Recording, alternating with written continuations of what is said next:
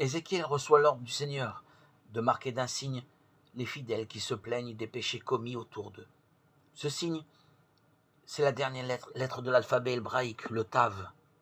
Ézéchiel chapitre 9, verset 4. Le souvenir d'Ézéchiel reste très vivant dans la mémoire juive au temps du Christ. En effet, les Esséniens qui prétendaient incarner la communauté eschatologique portaient sur le front le signe d'Ézéchiel.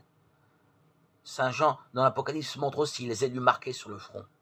Ne faites pas de mal, avant que nous ayons marqué du sceau le front des serviteurs de notre Dieu. Apocalypse 7, 3. Les premiers chrétiens ont été marqués sur le front de la lettre Tav, qui à l'époque du Christ s'écrivait sous la forme d'une petite croix, comme en témoignent les découvertes dans les ossuaires palestiniens du 1er siècle. Le signe de croix dont sont marqués les croyants désignait donc le nom du Seigneur. Pour ceux qui venaient du monde juif, la signification était claire. Ils portaient la marque de Dieu qui s'est révélée dans la personne du Christ.